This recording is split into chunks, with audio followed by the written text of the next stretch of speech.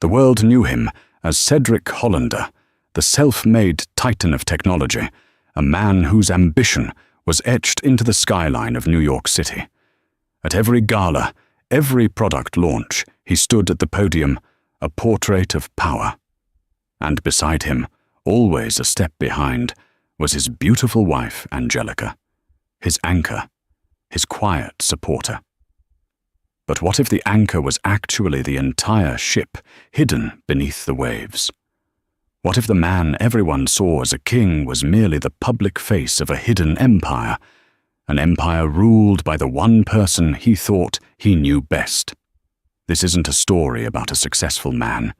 It's the story of the moment his entire reality was shattered by a 5-word sentence from the woman sleeping in his bed. "You work for me, Cedric." The air in the Metropolitan Museum of Art's Grand Hall was thick with the scent of money and lilies. It was the annual AuraCorp Foundation Gala, the crown jewel of New York's philanthropic calendar, and Cedric Hollander was holding court. At 42, he possessed the restless energy of a man half his age, his dark hair artfully graying at the temples, his bespoke suit a second skin. His company AuraCorp was a behemoth, its revolutionary data optimization software running the world's most powerful institutions.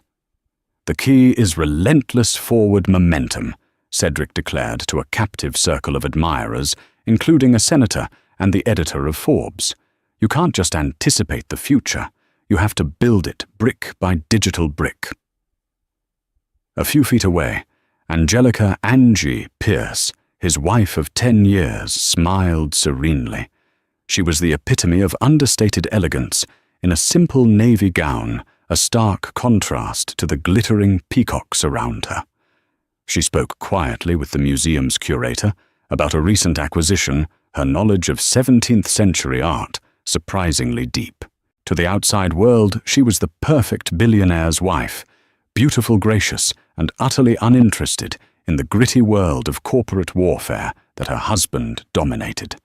She hosted his dinners, managed their homes, and provided a tranquil harbor from his turbulent life. Later that evening, in the back of their chauffeured Maybach, as it sliced through the rain-slicked streets of Manhattan, Cedric was still buzzing. "Did you see the look on Senator Coleman's face when I outlined our Q4 projections? We're not just a company anymore, Angie. We're an institution." "It was an impressive speech, Cedric," she said, her voice calm and smooth. "You have a gift for captivating a room." "A gift?" he scoffed lightly, loosening his tie. "It's not a gift, it's a weapon.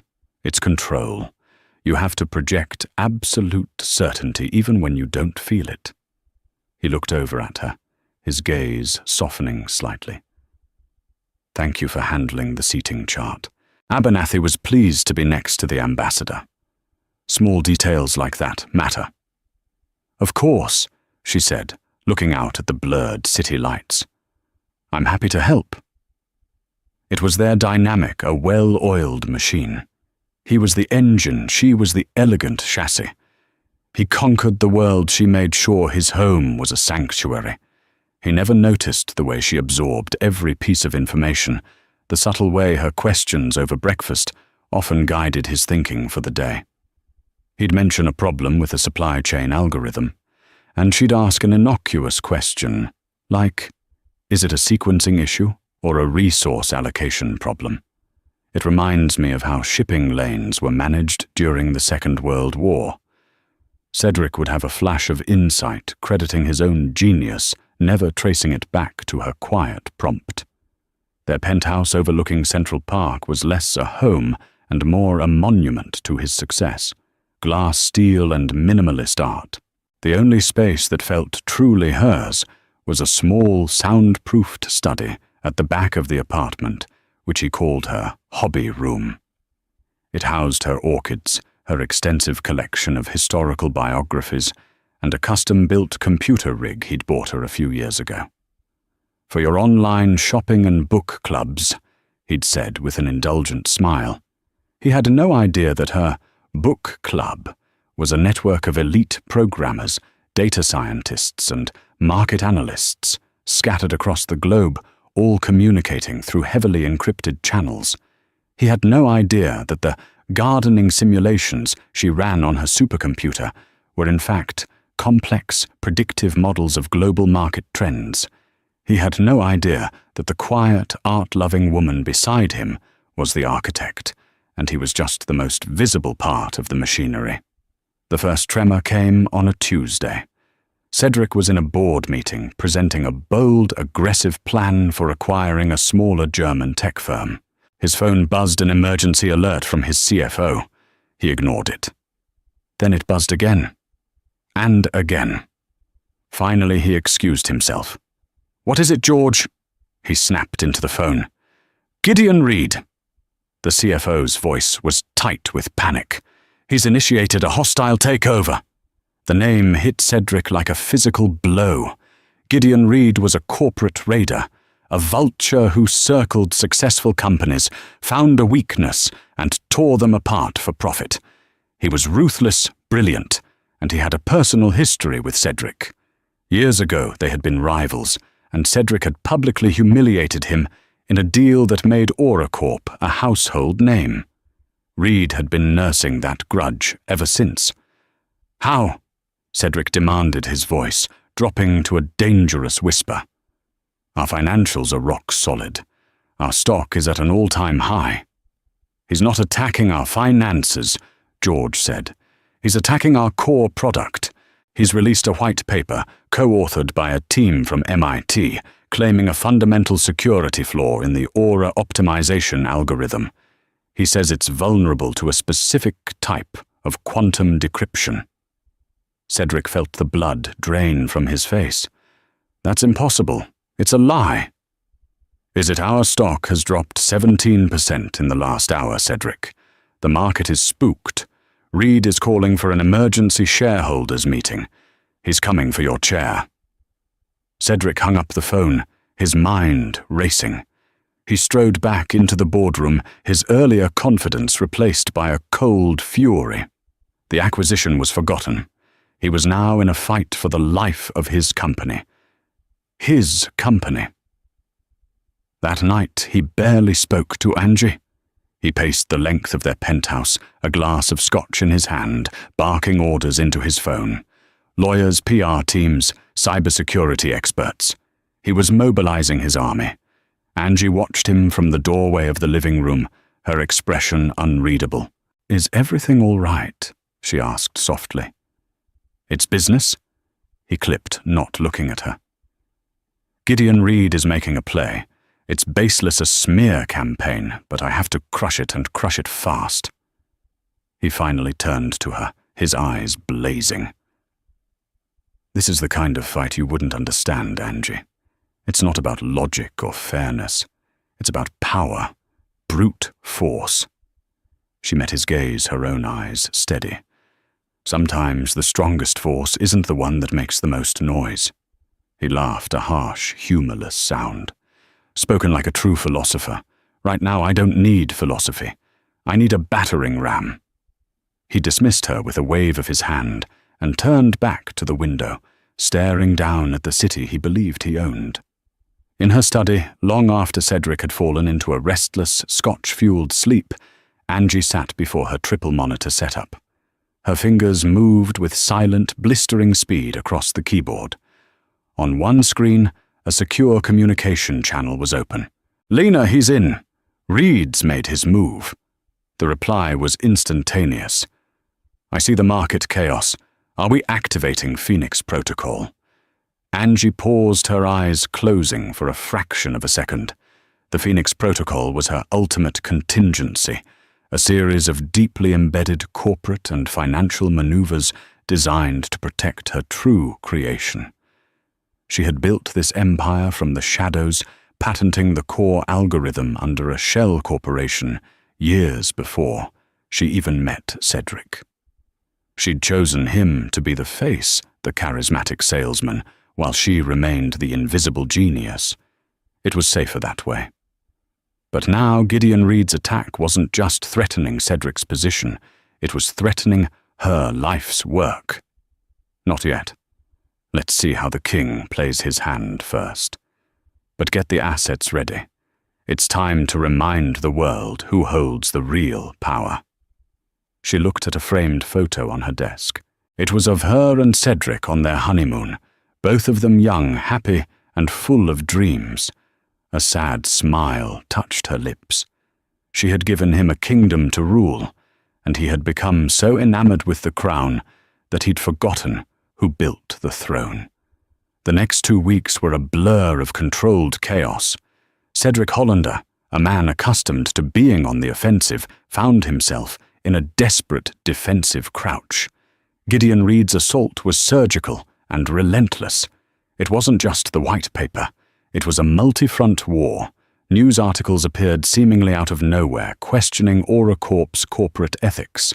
Key engineers were poached by a rival firm, a firm secretly funded by one of Reed's holding companies. A class-action lawsuit alleging data misuse was filed in Delaware.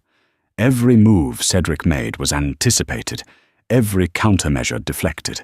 When his PR team issued a statement decrying the security flaw as a fabrication, Reed's team released a coded proof-of-concept video showing the vulnerability being exploited. When Cedric's legal team tried to file for an injunction, they found themselves buried in jurisdictional challenges filed by a dozen different law firms. It was like fighting a hydra. For every head he cut off, 2 more grew in its place. The pressure was taking its toll.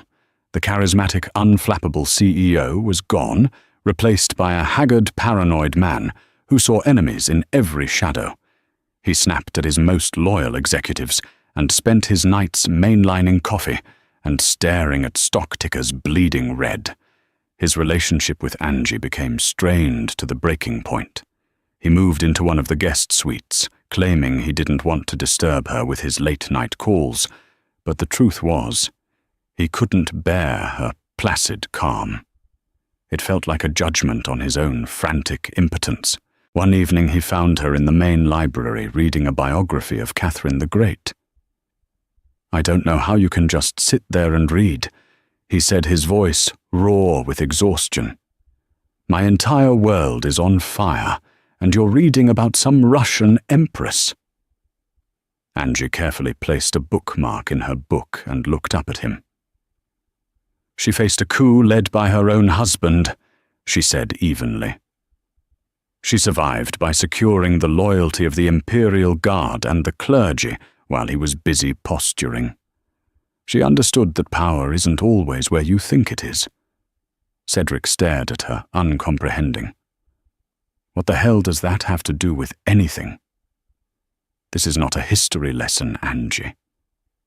This is my life." "I was just trying to offer some perspective," she replied, her voice soft but firm. "Reed is making you emotional. He wants you to be the raging bull. A bull is powerful, but it's predictable.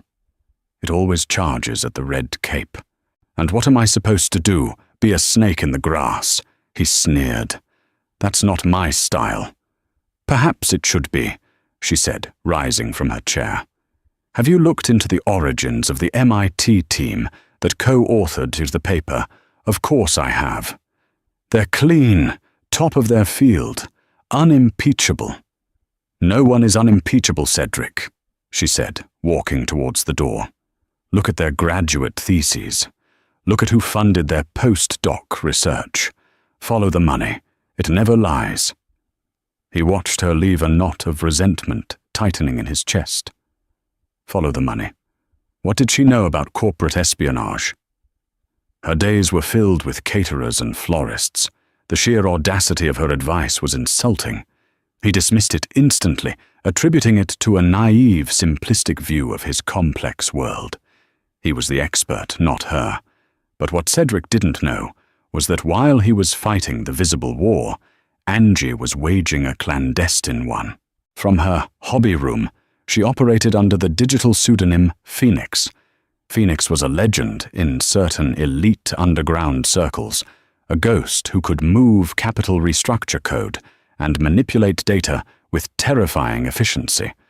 Only a handful of people knew Phoenix's true identity, one of whom was Dr. Lena Hansen, a reclusive cybersecurity genius living in a remote cabin in Washington state.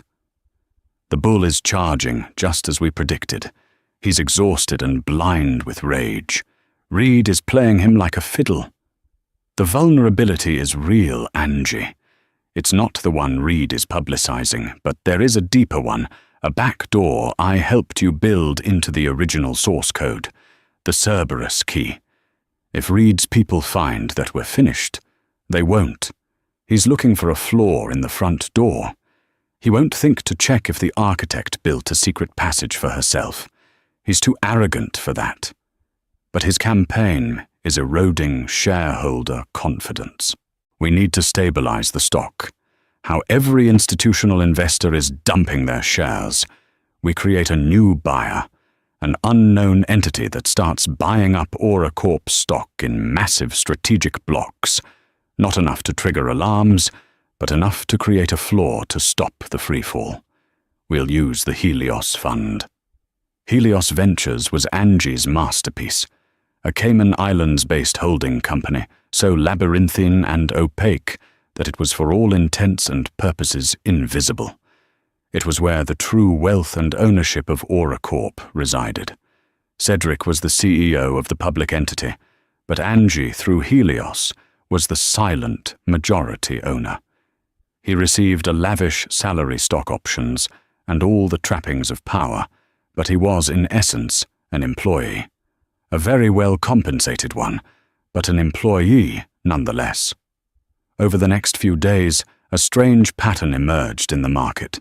Just as AuraCorp stock seemed poised to collapse, a mysterious surge of buying would prop it up.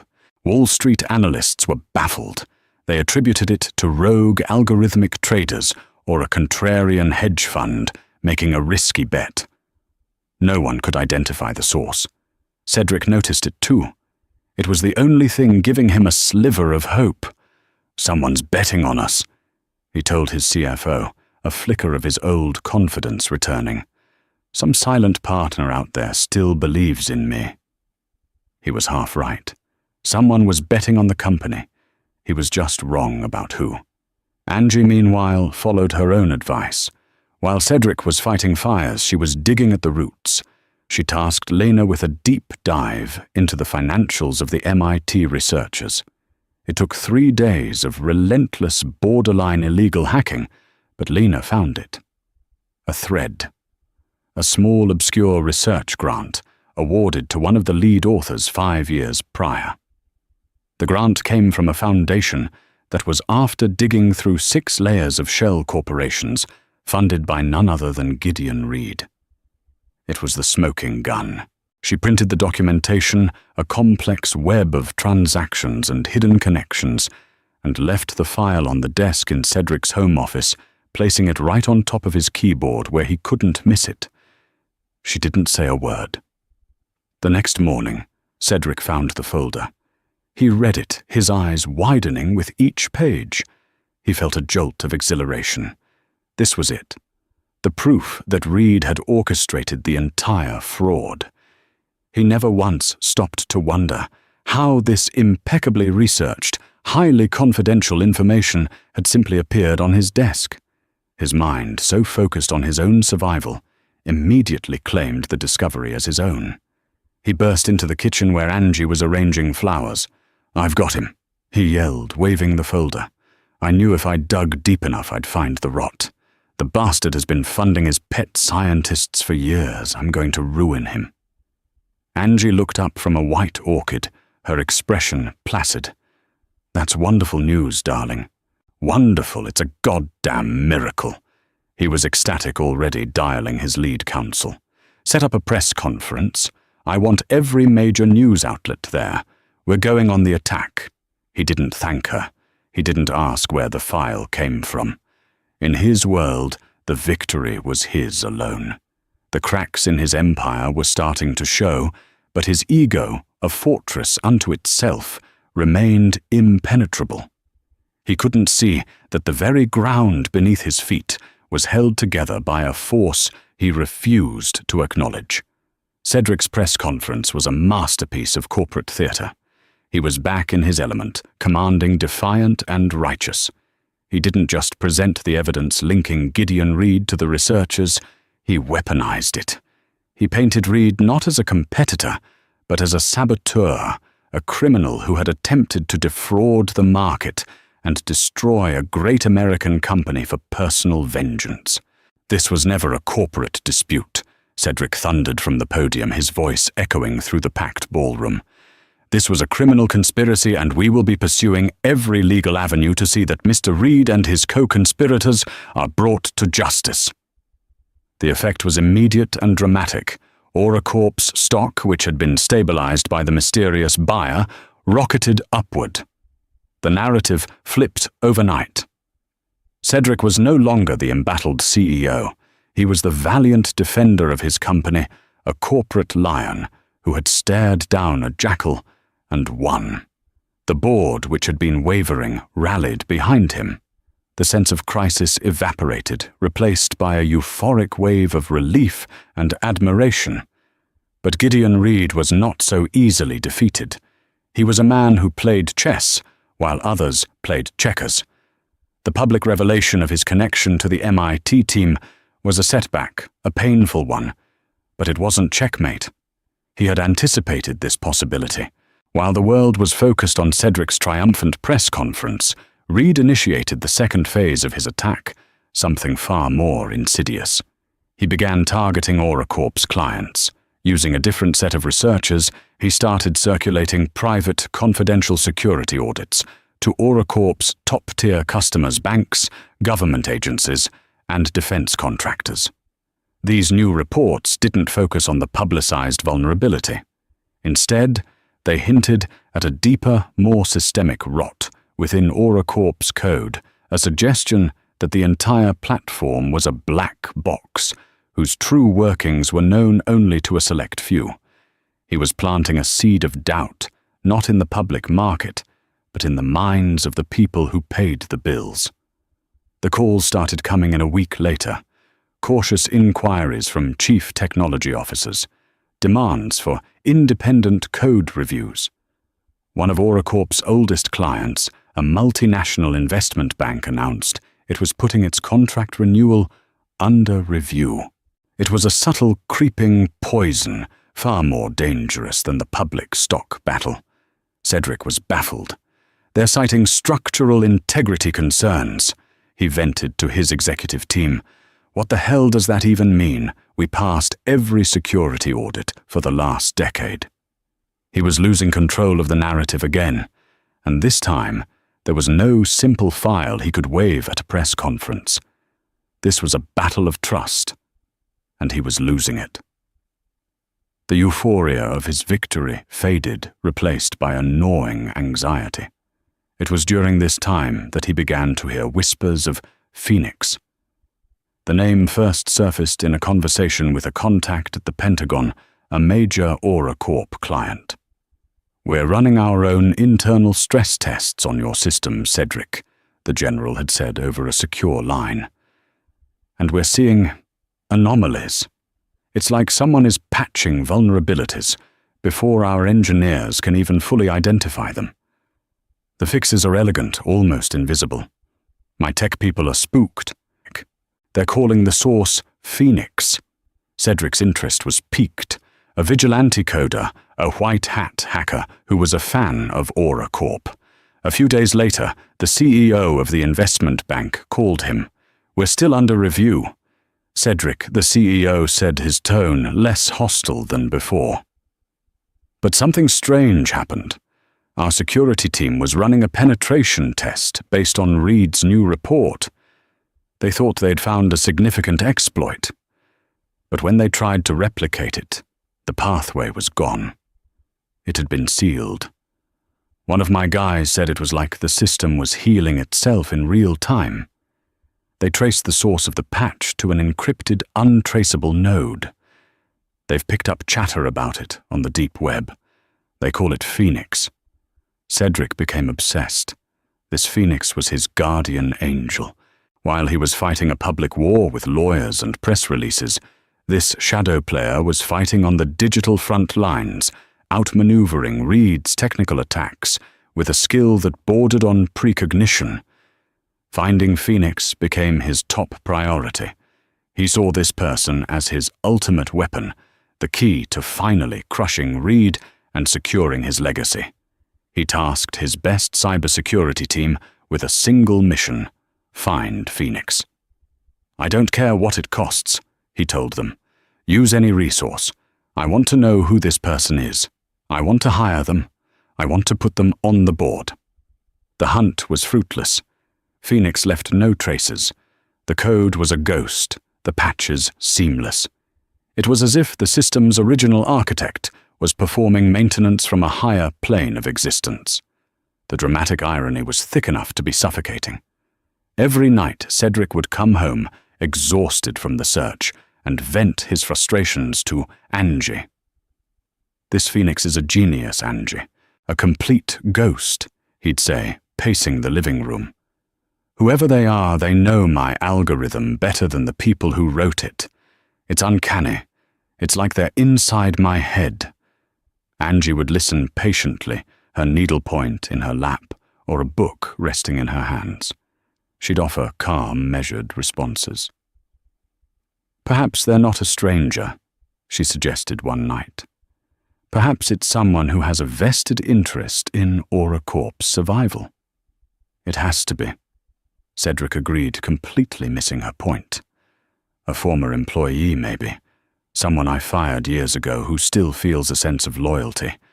I've had my team digging through the personnel files of every programmer we've ever employed." The search for Phoenix consumed him, turning from a professional quest into a personal one. The mysterious figure represented a level of brilliance he respected and, in a way, envied. He imagined Phoenix as a reclusive, hoodie-wearing prodigy, a mirror image of the tech geniuses he'd read about. He never once considered the quiet, elegant woman who organized his social life and slept in the bedroom down the hall. While Cedric's multi-million-dollar security team chased digital shadows, Angie continued her work from her study. She and Lena were in constant contact. "Your husband's goons are getting close. They almost breached one of my firewalls. They're good, but they're loud, like elephants trying to sneak through a forest. Let them chase their tails. They're a useful distraction. While they're hunting for a ghost, I'm fortifying the system." Reed's latest probe was dangerously close to the Cerberus key. He's smarter than I gave him credit for. What's the next move? You can't keep patching holes forever. Sooner or later he'll find something that sticks, or Cedric's team will stumble onto me, and by extension, you. I know. The end game is approaching. Cedric's victory was temporary. Reed's attack on our clients is hurting us. The board is getting nervous again. Old man Abernathy called me today. Arthur Abernathy was the longest-serving member of the board, a relic from the company's early days. He had always been fond of Angie. What did he want? The usual. Asking how I was holding up, how Cedric was coping with the pressure. But there was something else in his voice. Doubt. He's the conscience of the board. If he's starting to waver, the others will follow. So what now? Do you finally bring Phoenix out of the shadows? Angie stared at the screen, her fingers hovering over the keyboard. She thought of Cedric, of his pride of the life they had built, however imbalanced it was. Revealing herself would save the company, but it would shatter the man she was married to. It was a choice she had been dreading for a decade. Not yet. There's one last move to make in the shadows. Reed has a weakness. His entire empire is built on leverage, a mountain of debt that funds his raids. You're going to short his primary creditor. I'm going to buy it. A slow smile spread across her face. Cedric was trying to win a battle. She was about to win the war. He was searching for a shadow player, completely unaware that he was married to the Queen, while Angie as Phoenix was orchestrating a multi-billion-dollar financial maneuver To cripple Gideon Reed's funding, Cedric was losing his grip. The client defections were becoming a torrent. The quiet poison Reed had injected into the corporate bloodstream was working. Trust once lost was nearly impossible to regain. The AuraCorp board, which had been so quick to celebrate Cedric's press conference victory, was now in a state of quiet panic. The pressure culminated in a tense emergency board meeting. It was held not in the gleaming AuraCorp tower, but in the somber wood-panelled office of Arthur Abernathy, the board's elder statesman. The mood was funereal. "The stock price is irrelevant if we have no clients. Cedric," Abernathy said, his voice heavy with disappointment. "Gideon Reed is eating us alive from the inside out. He's made us look unreliable, unstable. And your public feud with him is making the market nervous. They see two gladiators in a death match, and they don't want to be in the arena." "I'm handling it," Cedric insisted, his voice sharper than he intended. "How?" Another board member, a pragmatic woman named Joyce, shot back. "Your cybersecurity teams are running in circles looking for a ghost hacker, and our sales team is getting slaughtered. We've lost the First National Bank contract. They were with us for 12 years. The news hit Cedric like a punch to the gut. He hadn't been told. His own team was keeping him out of the loop. He looked around the room and saw it in their faces, the doubt, the pity. They were losing faith in him. It was then that Gideon Reed played his trump card. He hadn't just been attacking AuraCorp's clients. He'd been digging, and he'd found something that even Angie hadn't anticipated. He hadn't found the Cerberus key or her secret ownership, but he'd stumbled upon the original incorporation documents for the shell company under which Angie had first patented the core algorithm years before AuraCorp even existed. The company was called Helios Labs. The patents were later legally and properly transferred to AuraCorp, but Reed had found the origin. And the name of the sole director of Helios Labs was not Cedric Hollander. It was Angelica Pierce. Reed didn't understand the full scope of what he was looking at, but he knew it was a weapon. He leaked the documents not to the press, but directly to Abernathy. Abernathy slid a thin file across the polished mahogany table towards Cedric. "Gideon Reed sent this to me this morning.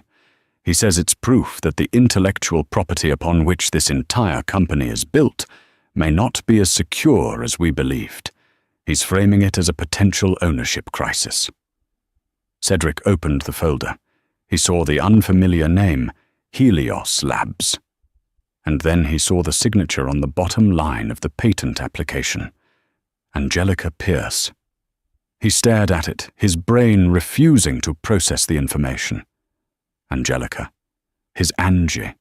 The woman who organized charity galas and worried about flower arrangements.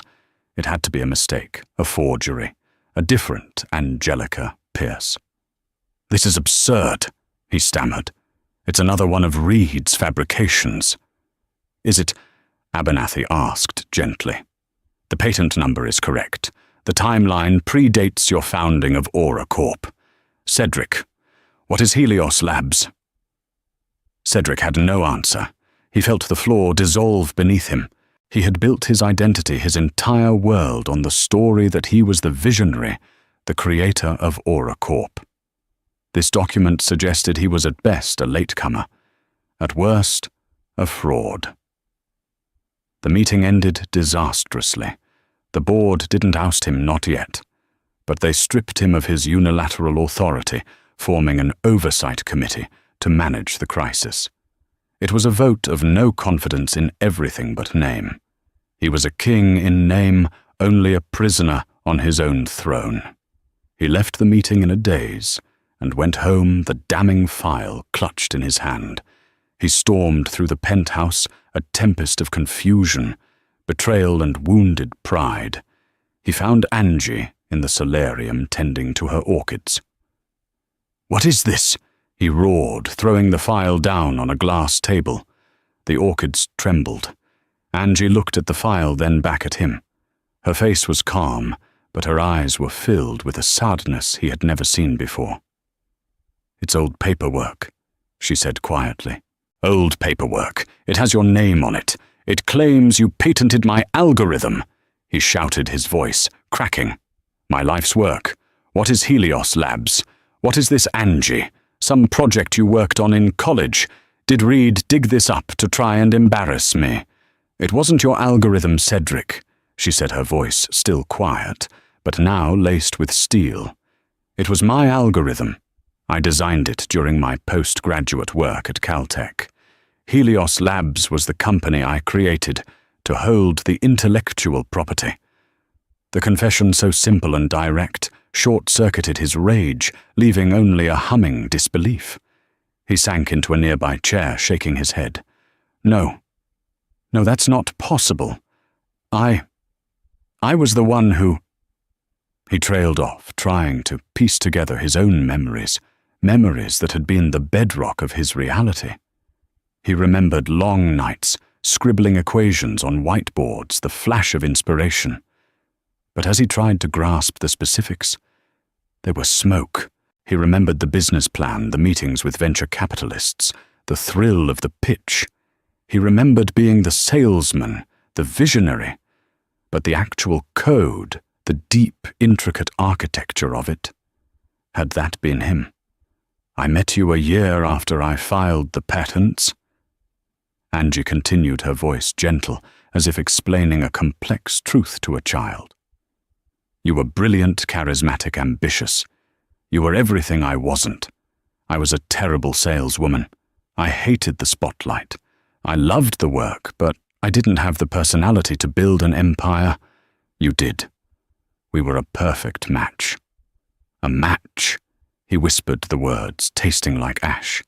"You lied to me. For 10 years. Our whole marriage. Our whole life. It's a lie."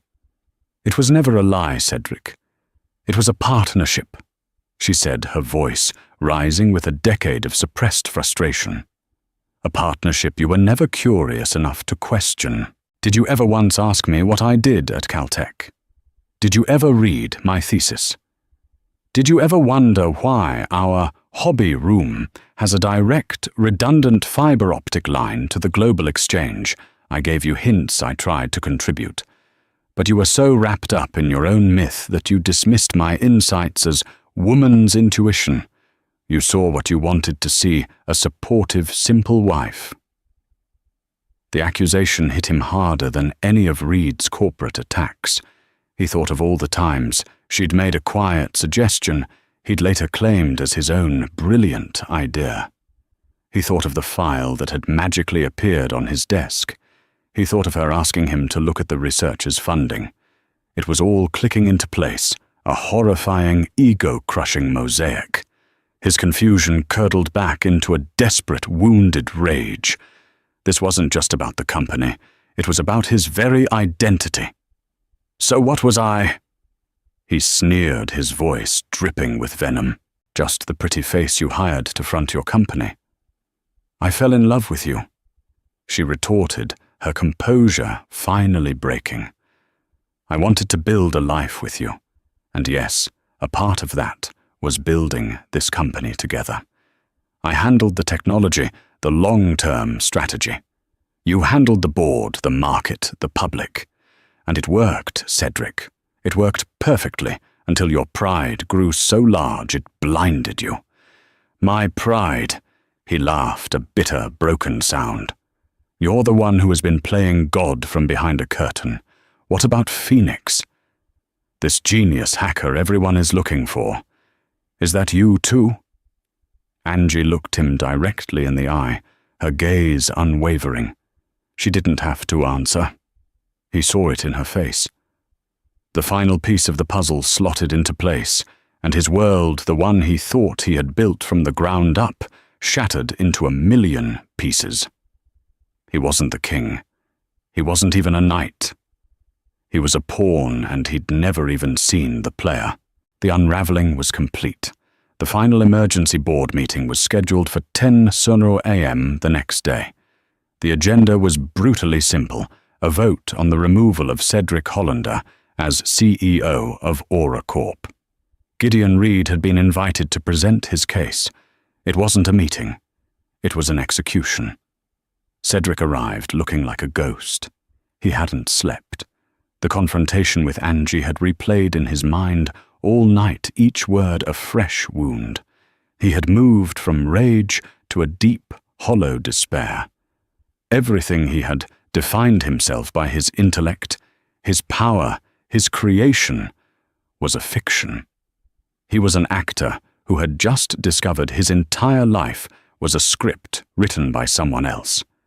He took his seat at the head of the long boardroom table, but he felt no ownership of it. The other board members, including a grim-faced Abernathy, avoided his gaze. Then Gideon Reed entered. He was the picture of victory, his suit sharp, his smile thin and predatory. He nodded curtly at Cedric, a gesture of dominance, not respect.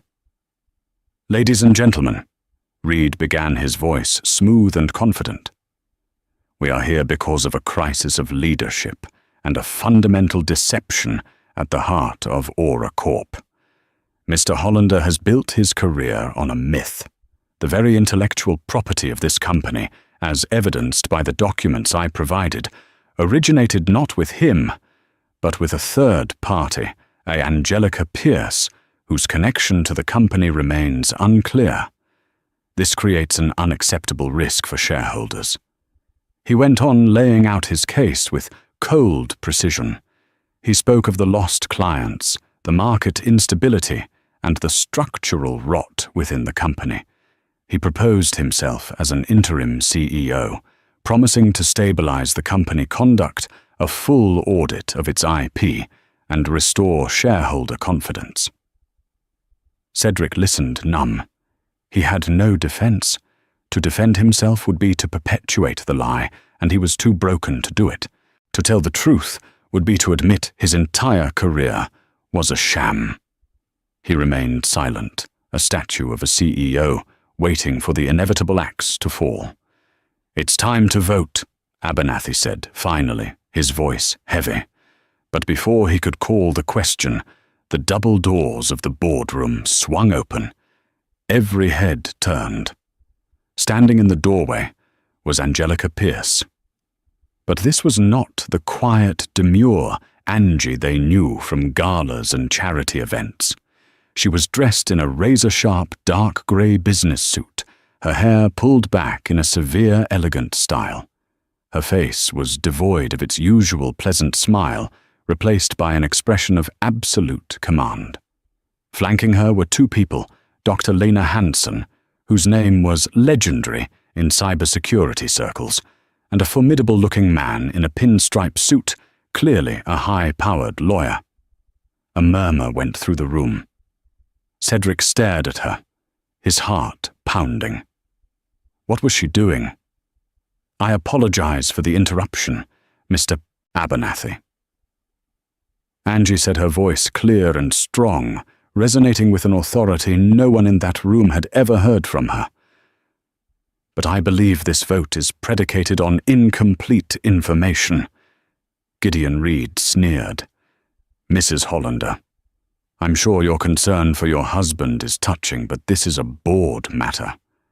"My name is Angelica Pierce," she corrected him, her eyes locking onto his with chilling intensity. "And this is very much my business. You've been asking questions about Helios Labs. Allow me to answer them." She walked to the head of the table opposite Cedric and placed a leather-bound portfolio down. Her lawyer began distributing documents to the stunned board members. "Helios Labs was the entity I created to hold my patents. Yes," she began. "After I founded Aura Corp with my husband, the assets of Helios Labs were transferred, not to Aura Corp as you assume, but to a parent company, a private holding firm named Helios Ventures." The lawyer cleared his throat. "As per the documents you now have before you," he stated, "Helios Ventures holds 72% of the voting shares of Aura Corp. It is the silent majority owner." A stone-cold silence fell over the room. Board members looked down at the papers in their hands, their eyes wide with shock. Gideon Reed's smug expression faltered. "And who," Abernathy breathed, looking at Angie, "is the principal of Helios Ventures?" Angie gave a small, cold smile. I am the founder, the sole director, and the ultimate beneficial owner. AuraCorp is my company. It has always been my company." The revelation detonated in the room. Jaws literally dropped. Reed staggered back a step, as if he'd been physically struck. Cedric felt the last of the air leave his lungs. He knew she was the founder, the genius. But he never knew this.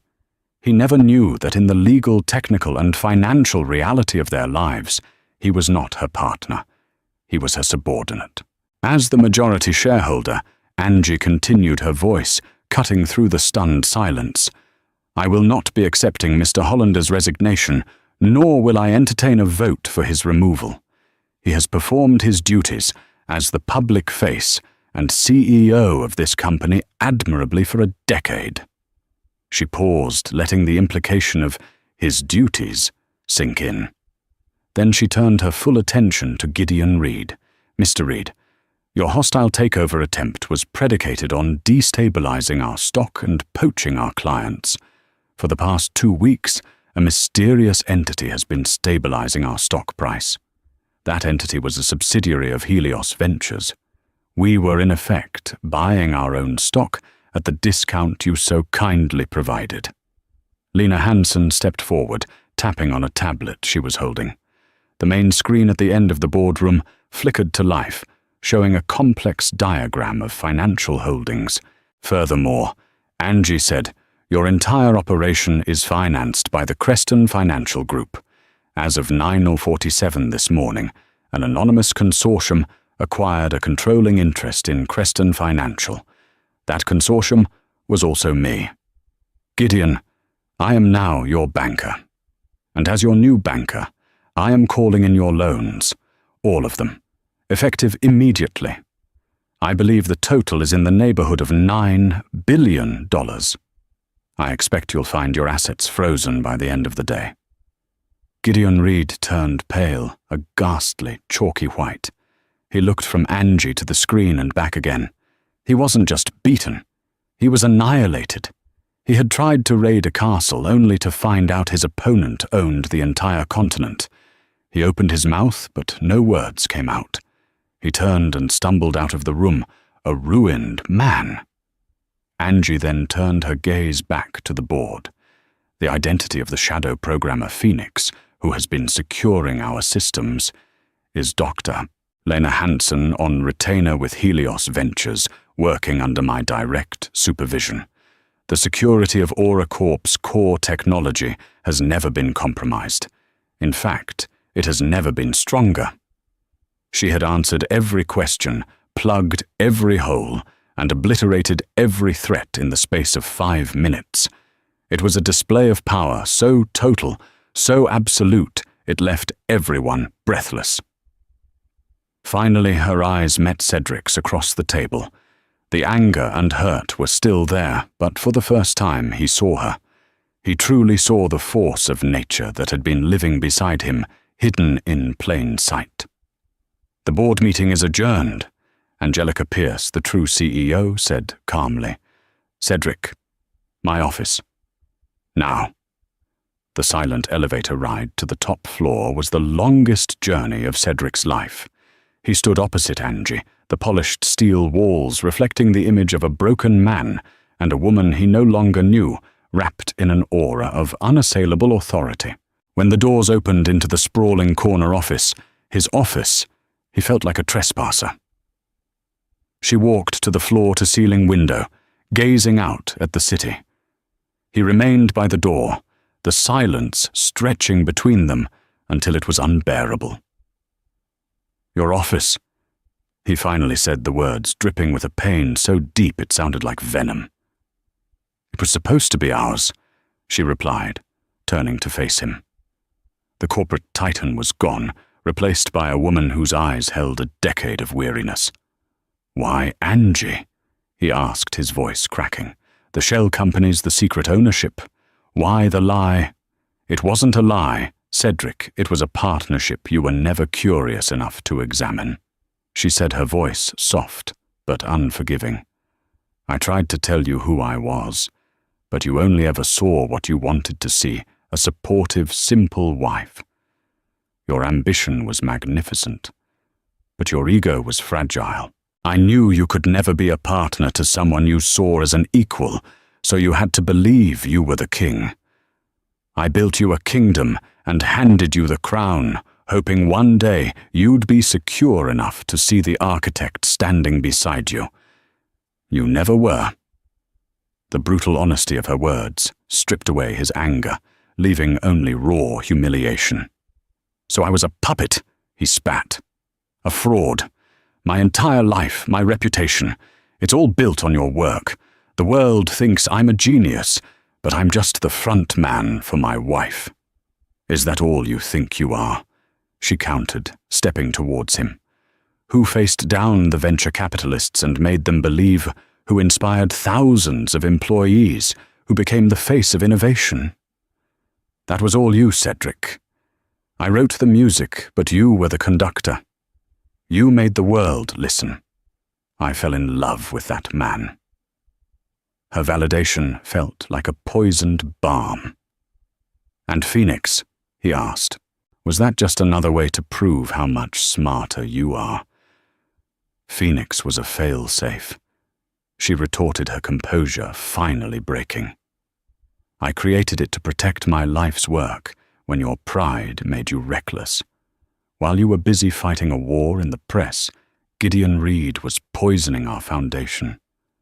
I did what was necessary to protect the company, our company.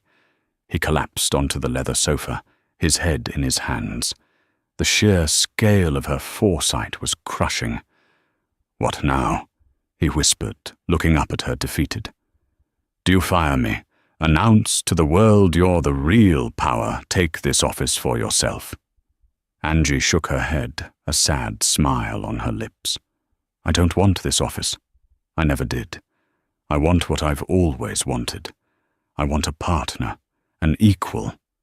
She knelt before him, her gaze intense. The world doesn't have to know the truth. You can remain CEO. But between us, things must change. No more secrets. No more dismissing my ideas. When I bring you a thought, it's not woman's intuition. It's a strategic analysis from your majority shareholder. The final two words hung in the air, a cold, hard statement of the new reality. He felt the floor drop out from under him again. I don't know if I can, he admitted, his voice raw with shame. To walk into a room with you and know, to look at myself in the mirror and know that I am. Know what? She pressed her voice, softening slightly. That you're married to a brilliant woman, that the foundation you're standing on is stronger than you ever imagined, or simply that your ego is no longer the biggest thing in the room. He pulled his hands away, unable to meet her eyes. I need time. Take it, she said, rising to her feet. But know this, Cedric. I didn't do this to humiliate you. I did this to save us. The company, yes, but our marriage, too. It couldn't survive on a lie forever. She walked out, leaving him alone, with the silent, gleaming monuments to a life he now understood was never truly his. The aftermath was not a fiery explosion, but a quiet, devastating earthquake that had leveled his world, leaving him utterly alone in the rubble. A month passed in a state of polite, distant silence. The penthouse was a gilded cage shared by two strangers. During that time, Cedric, stripped of his ego, walked the city for hours, replaying their entire relationship through the painful clarity of his newfound knowledge. The shame was a physical weight, forcing him to confront the hardest question of his life.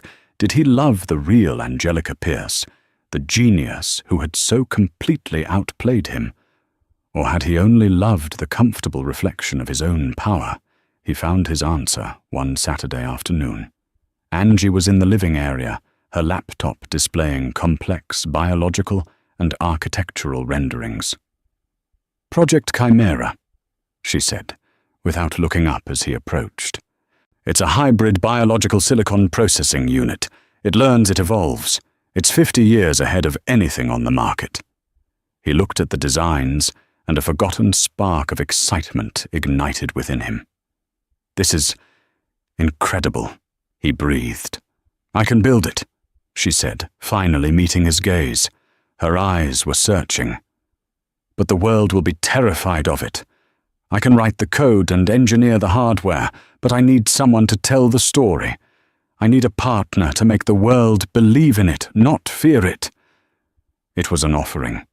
In that moment, looking at the passion in her eyes, his shame and resentment dissolved, replaced by a profound, humbling awe.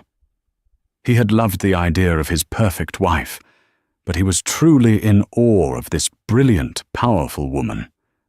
This feeling was real. A genuine smile touched his lips for the first time in weeks. The press will call it Frankenstein's monster. He said, the old energy surging back, but different now. It wasn't just his. It felt like theirs. But if we frame it as augmented organics, a system that mimics natural processes to solve unnatural problems, we can control the narrative from the start. Angie's eyes lit up with shared excitement.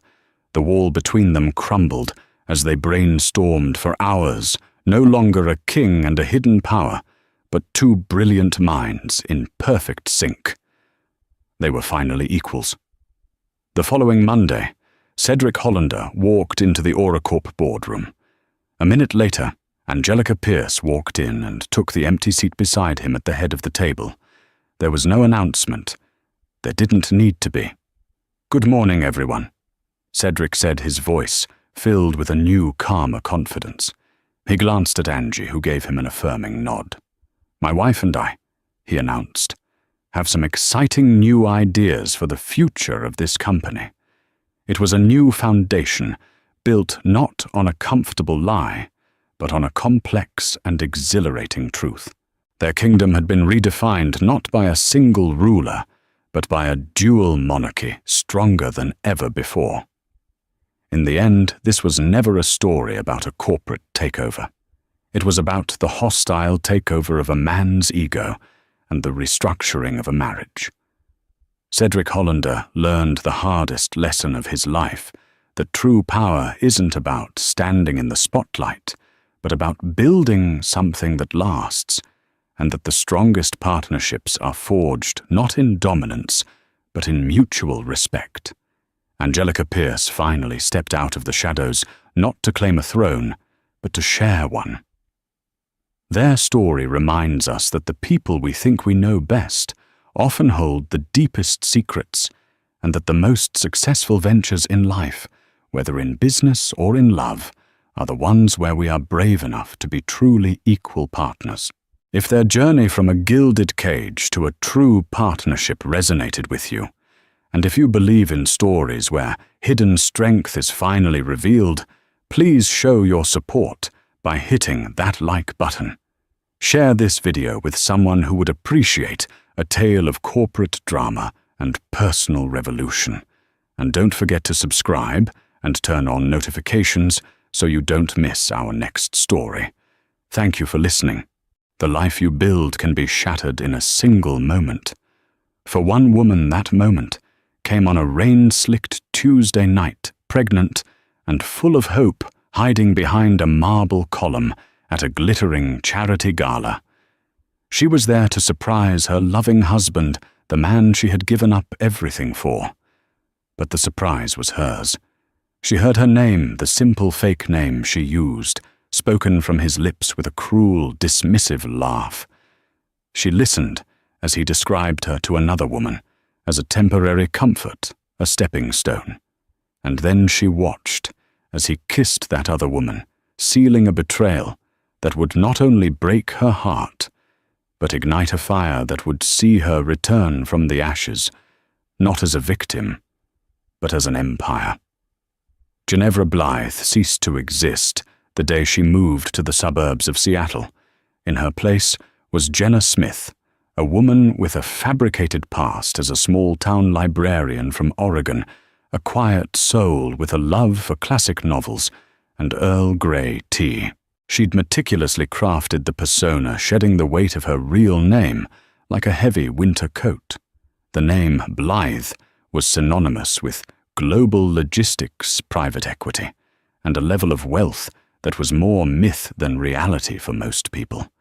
It was a name that opened any door, but closed off the one thing Ginevra desperately wanted to be loved for herself, not for the 9 zeros that followed her family's net worth in the Financial Times.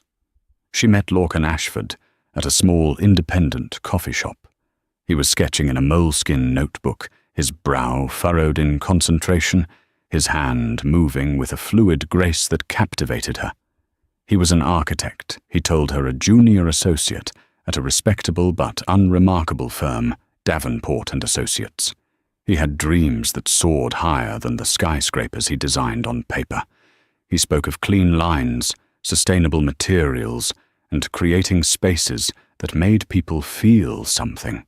Ginevra, who had grown up in sterile mansions that felt more like museums than homes, was enchanted. To him, she was just Jenna, a kind, intelligent woman who worked part-time at the local library and seemed to understand the quiet aspirations of his heart.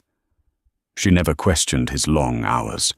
She'd pack him lunch, listen to his frustrations about his creatively stifling boss, Mr. Davenport, and offer gentle, insightful suggestions on his designs. She had a keen eye for structure and flow, a remnant of a world-class education she never spoke of. Their love story felt like a screenplay. Picnics in Gasworks Park, ferry rides to Bainbridge Island, and quiet nights spent curled up in their modest rented house on Willow Creek Lane. It was the most authentic thing Ginevra had ever experienced. Within a year, they were married in a simple courthouse ceremony. Her only guests were 2 witnesses pulled from the waiting area. She sent a single terse email to her father's private account. "I'm married. I'm happy. Please respect my privacy." The reply was a single, cold word: foolish. Lorcan was ambitious, a trait Ginevra admired. His primary focus was the firm's annual design competition, the winner of which would become the lead on the prestigious Sky Spire project, a tower that would redefine the city's skyline. For months, the floor of their small study was littered with blueprints and foam models. Lorcan was brilliant, but he was stuck. His designs were competent, but safe. One evening, seeing his despair, Jenna sat with him. What if the support structures weren't just internal? She mused, tracing a finger over his blueprint. What if they were part of the aesthetic? An external branching framework, like a tree reaching for the sun. It would be organic, strong, and completely unique. A light went on in Lorcan's eyes. He grabbed a pencil and began sketching furiously, her words guiding his hand. The design that emerged was revolutionary. It was her concept born from a memory of a unique building she'd seen in Singapore with her father, filtered through her own innate intelligence. But she let him believe it was a collaborative spark, his genius ignited by her support. She was his muse, his quiet partner, and that was all she wanted to be. "Jenna, this is it," he whispered, his voice thick with emotion as he held the final rendering. "This is the one. We did it." The word "we" was the sweetest sound she had ever heard. A few weeks later, she found herself staring at 2 pink lines on a pregnancy test, her heart swelling with a joy so fierce it brought tears to her eyes. She was going to be a mother. She and Lorcan were going to have a family, a real family built on love and shared dreams, a universe away from the cold, contractual world of the Blythes. She decided to surprise him. He had just won the Sky Spire competition. His career was about to launch into the stratosphere. His firm was hosting a major charity gala at the Seattle Art Museum to celebrate an event he'd insisted was too stuffy and corporate for his down-to-earth Jenna. But she wanted to see the look on his face when he was honored. More than that, she wanted to tell him about the baby in a moment of pure triumph. Dressed in a simple but elegant navy dress she'd bought at a local boutique, she slipped into the gala. The room was a sea of designer gowns and bespoke suits. She felt a pang of self-consciousness, a ghost of her old life brushing against the new. She spotted Lorcan across the room, looking impossibly handsome in his tuxedo. But he wasn't alone. He was laughing with a striking woman in a shimmering, backless silver dress. It was Penelope Davenport, her husband's boss's daughter. Ginevra smiled, ready to go over and join them, but she paused behind a large marble column, wanting to savor the moment. And that's when she heard it. "That design is breathtaking, Lorcan," Penelope said, her voice like honey laced with venom. "Father is ecstatic. You're going to be made a junior partner." "It's just the beginning," Lorcan replied, his voice smooth and confident, a tone she'd never heard him use before. It was the voice of a performer. "And to think you were stuck with that bland, boxy concept just a few months ago." "What changed?" Penelope asked, running a perfectly manicured finger down his lapel. Lorcan chuckled. It was a low, cruel sound. "Let's just say I had some temporary inspiration. My little librarian, Jenna. She's sweet, but dreadfully simple. She had this one bizarrely coherent idea. A broken clock is right twice a day, I suppose. It was a stepping stone, darling. You and your father, this partnership. This is the destination." The world tilted on its axis. Temporary inspiration, dreadfully simple. A stepping stone. Each word was a physical blow. Her mind reeled, trying to make sense of the man she loved saying these things. "What about her?" Penelope pressed a hint of jealousy in her voice. "Don't worry about Jenna," Lorcan said, his voice dropping. He leaned in and kissed Penelope, a long, passionate kiss that was a world away from the gentle affection he showed her. "Once the partnership is finalized and the project is fully underway, she'll get a decent settlement and be a distant memory. She served her purpose." The air left Ginevra's lungs. The joy, the hope, the baby, it all felt like it was dissolving into ash inside her. The man she had given up an empire for had just sold her out for a junior partnership. The love she thought was real was a transaction. And she, Jenna Smith, was the commodity that had just been spent. For a long moment, Ginevra couldn't move. Her feet were rooted to the polished marble floor, her hand instinctively clutching her stomach, a protective gesture for the tiny life that was now caught in the wreckage of this lie. The ambient noise of the gala, the clinking of champagne flutes, the murmur of polite conversation, the distant swell of a string quartet faded into a dull, roaring tsunami in her ears. She watched them, Lorcan and Penelope, as they moved toward the terrace, his hand possessively on the small of her back. The man she had loved, the man whose child she was carrying, was a stranger. The life they had built in the little house on Willow Creek Lane was not a sanctuary. It was a stage, and she had been the unwitting lead in a play about his ambition. A cold, clarifying rage began to cut through the shock. It was a familiar feeling, an emotion she hadn't allowed herself to feel in years. It was the blithe ice, the chilling resolve that had built a global empire from nothing. Her father had always told her sentiment was a liability. For the first time, she understood he was right. She turned and walked, not ran, out of the museum. Each step was deliberate, measured. She didn't stumble. She didn't cry. Not yet. The tears were a luxury she couldn't afford. As she stepped out into the damp Seattle night, The drizzle felt like a mockery of the storm raging inside her. She didn't hail a cab. She walked. The 3 miles back to their house felt like a pilgrimage through the ruins of her life. When she opened the front door, the scent of the beef stew she had left simmering for him in the slow cooker filled the air. It was a homey, comforting smell that now seemed grotesque, a prop from a life that was no longer hers. Methodically, she walked through the small house.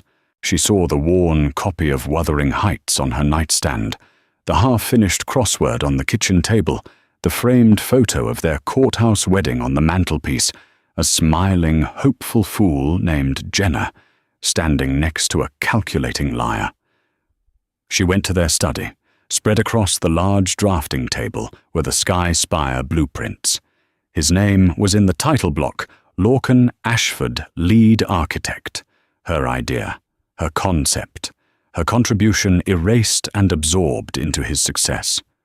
Using a red marker, she drew a single sharp line through his name. It was a small, petty act, but it felt like drawing first blood. An hour later, Lorcan came home. He was humming, his cheeks flushed with champagne and victory. He tossed his keys into the ceramic bowl by the door, the same bowl she had made in a pottery class. "Jenna, you're still up," he called out, loosening his tie. He walked into the living room and froze, finally sensing the glacial atmosphere.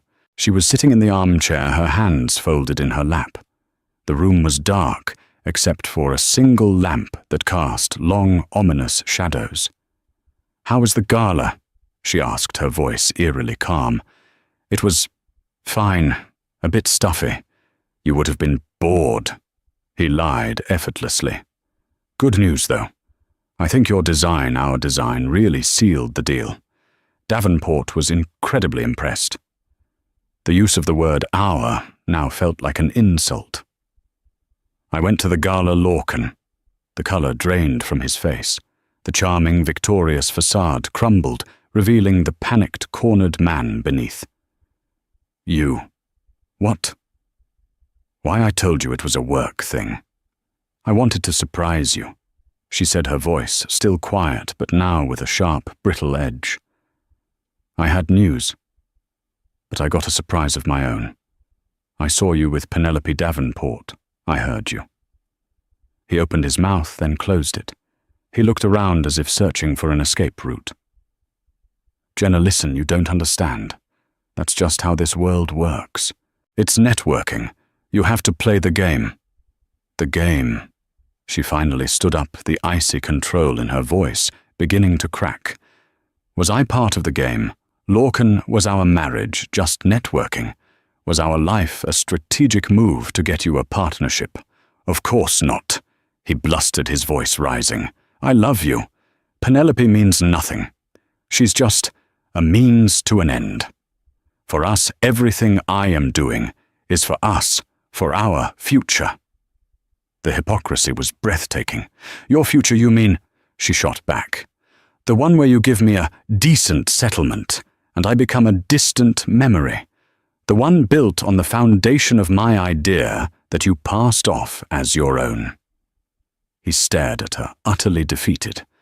The jig was up. His expression shifted from panicked denial to something colder, uglier. Resentment. "So you heard that," he said flatly.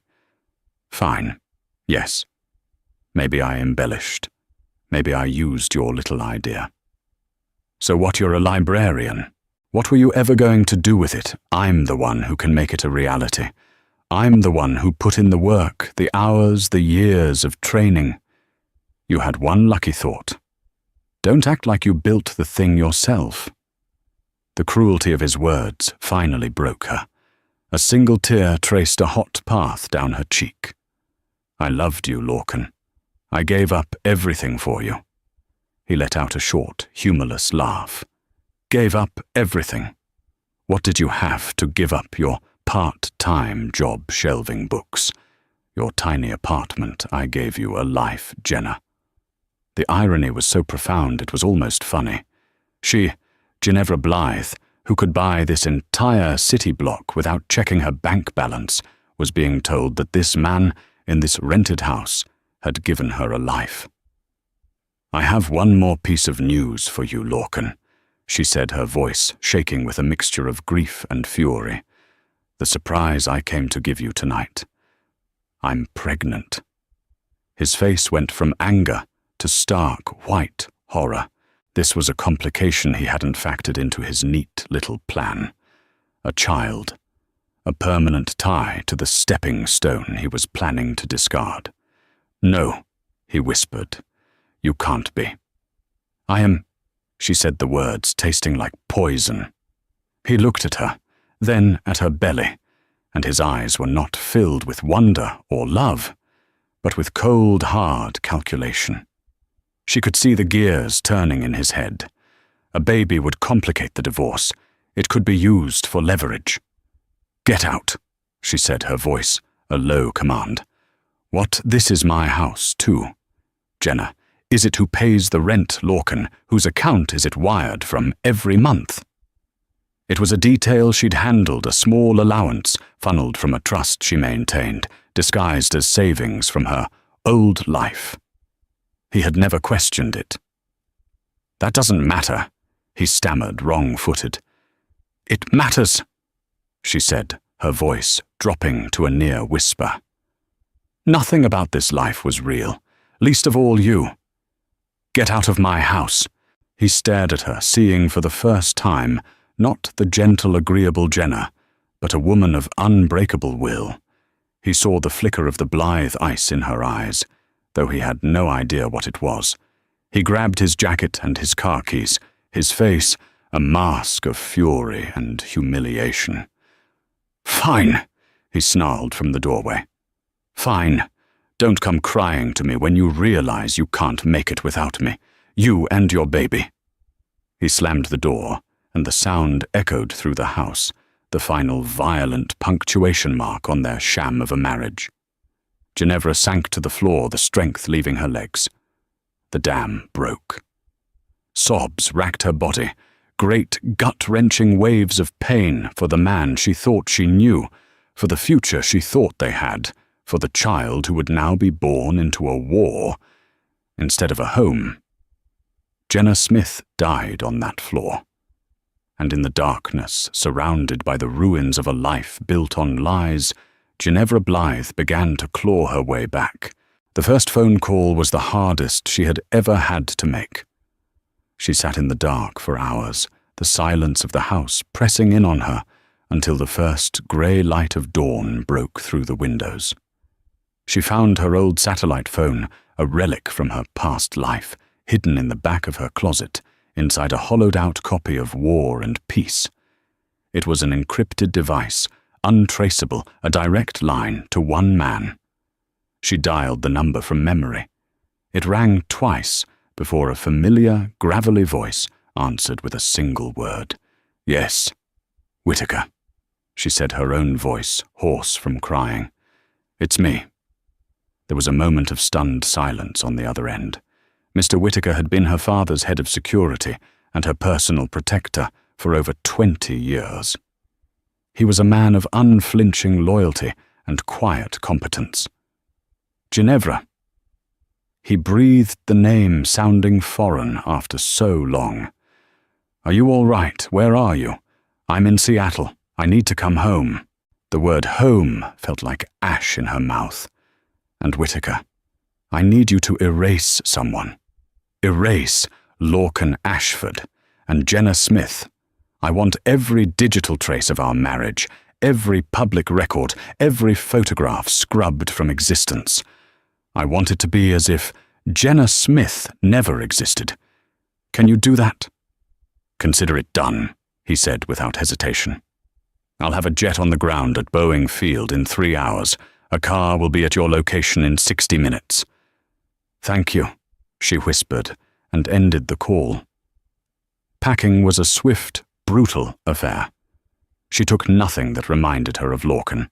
No pictures, no gifts, no books they had read together. She packed only her clothes, her personal documents, and the ultrasound picture from her first secret doctor's appointment, the tiny, grainy image of a life she would protect with everything she had. Before she left, she took the blueprints for the Sky Spire from the study. They were hers, after all. The journey back to New York was a blur. She flew on a Blythe Global Gulfstream G650, a level of luxury that felt alien and suffocating. When she landed, it was not Whitaker who met her on the tarmac, but her father. Alexander Blythe stood beside a black Maybach, an imposing figure in a perfectly tailored Savile Row suit. His hair was silver, his eyes the color of steel. He looked at her, his gaze sweeping over her simple dress and the small suitcase at her feet. He didn't hug her. He didn't say, "Welcome home." "So," he said, his voice as cold as the November air. "The real world was not to your liking, it seems." "Hello, father," she said, lifting her chin. She would not be cowed, not anymore. The car ride to the family penthouse overlooking Central Park was silent and heavy with unspoken, "I told you so's." The penthouse was exactly as she remembered, cavernous, exquisitely decorated, and utterly devoid of warmth.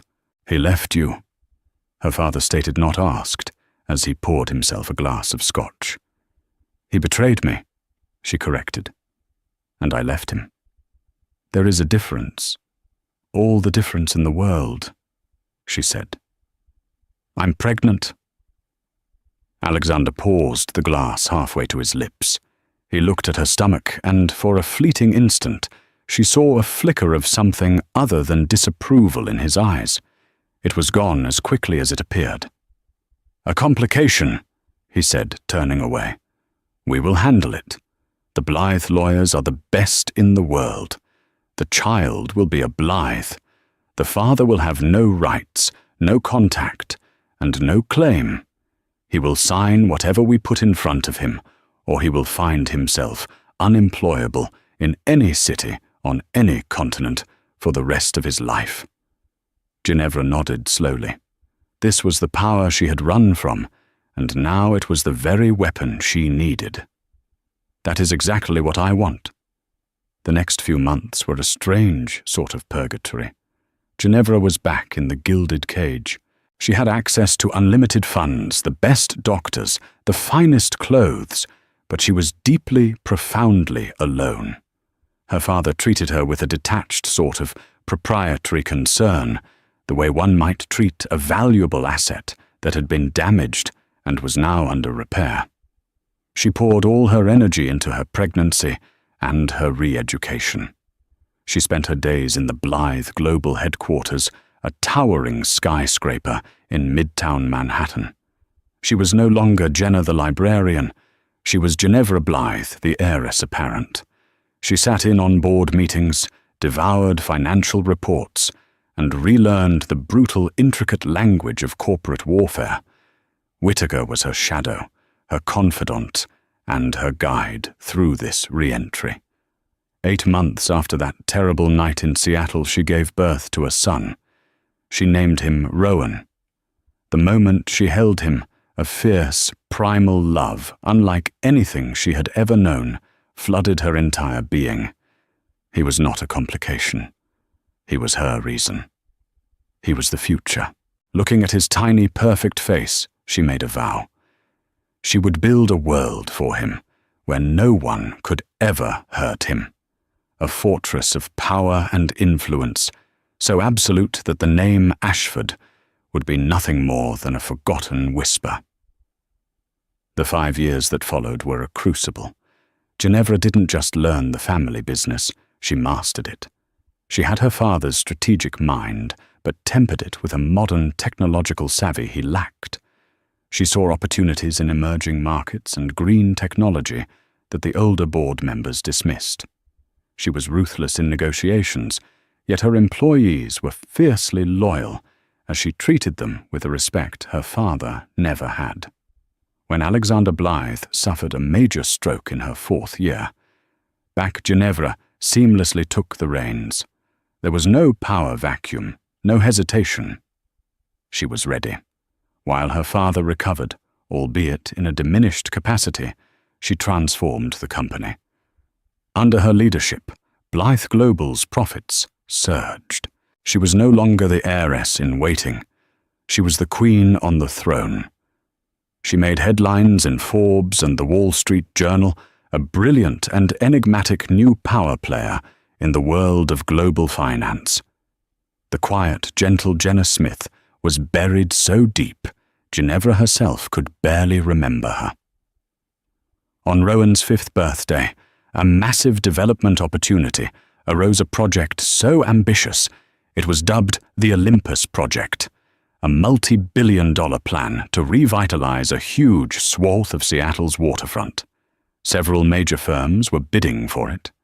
Whitaker brought the prospectus to her private office, a minimalist space with a floor-to-ceiling window offering a god's-eye view of Manhattan. "This is a massive undertaking," Whitaker noted, placing the file on her desk. "It's also in Seattle. Are you sure you want this?" Ginevra looked at the file, her expression unreadable. She flipped through the pages until she came to the list of architectural firms attached to the competing bids. And there it was. One of the lead firms for a rival bid, backed by a powerful local developer, was Davenport and Associates. The lead architect listed for their proposal was Lorcan Ashford, now a full partner. A slow, cold smile touched Ginevra's lips. It didn't reach her eyes. "Oh, yes," she said softly, her gaze fixed on her ex-husband's name. "I'm sure. Get the acquisition team ready, Whitaker, and book my jet. It's time I paid a visit to Seattle." Seattle had not changed, but Ginevra had. She arrived not as a runaway heiress seeking anonymity, but as a conqueror. Her arrival was an event. The Blythe Global Corporate Jet, a sleek black bird with a discreet golden bee on its tail, taxied to a private terminal, where a fleet of black sedans waited. Ginevra deplaned a striking figure in a tailored charcoal grey power suit and stiletto heels that clicked with authority on the tarmac. Her dark hair was cut in a sharp, elegant bob. Sunglasses concealed her eyes, but not the aura of immense power that surrounded her. This was not Jenna Smith, who would have worried about blending in. This was Ginevra Blythe, a woman who owned every room she entered.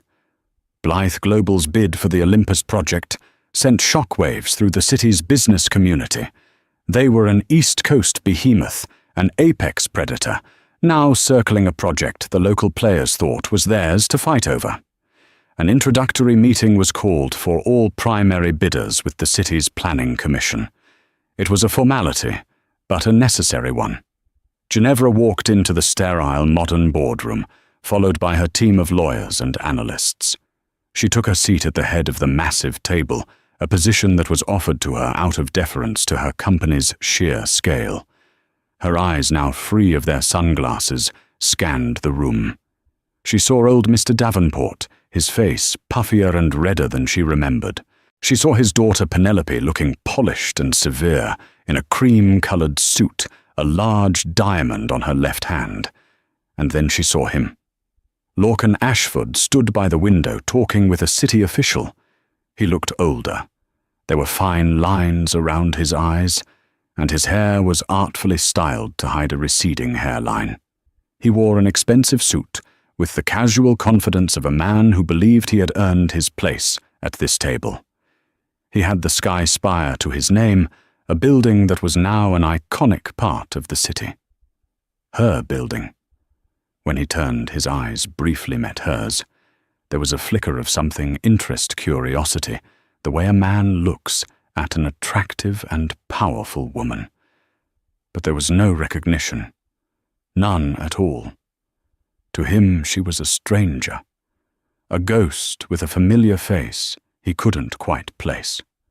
A small, cruel thrill went through her.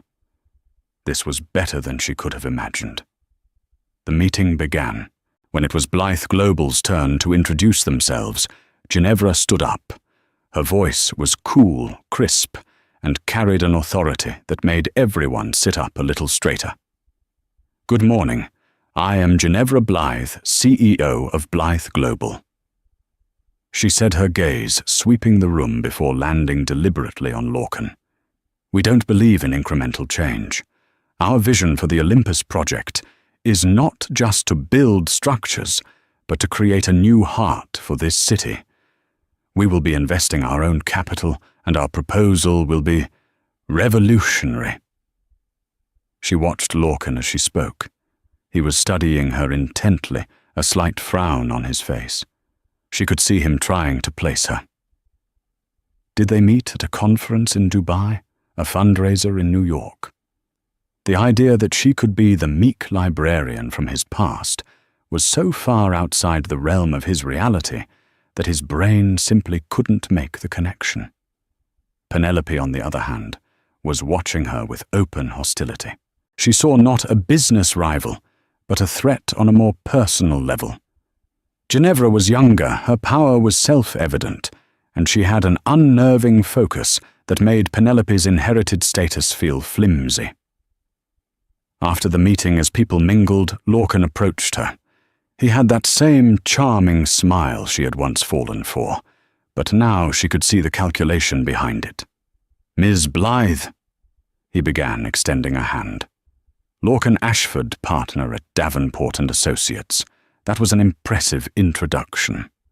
You've certainly made your presence felt." Ginevra let her eyes drift to his outstretched hand for a fraction of a second, before meeting his gaze again, making no move to take it. "Mr. Ashford, your sky spire is quite the landmark.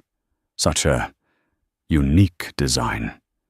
It really put your firm on the map, I believe." His smile widened, filled with pride. "Thank you. It was a passion project, the kind of once-in-a-lifetime inspiration you hope for as an architect. Inspiration can come from the most unexpected places," she said, her voice smooth as silk.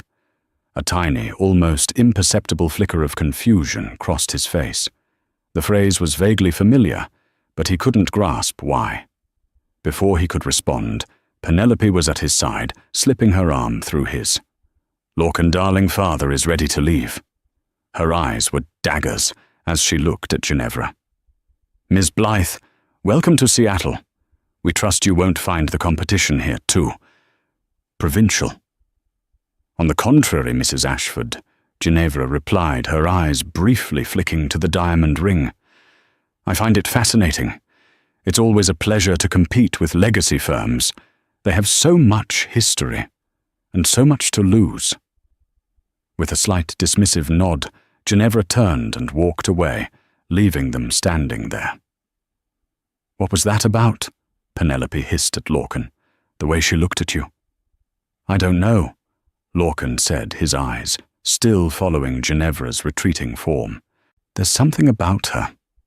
I feel like I know her from somewhere." "She's a corporate shark from New York, Lorcan. That's all you need to know," Penelope snapped. "Now stop staring and let's go. We have a lot of work to do if we're going to beat her." But Lorcan couldn't shake the feeling. Later that night, in the penthouse suite Ginevra had taken at the Four Seasons, she stood by the window looking out at the city skyline.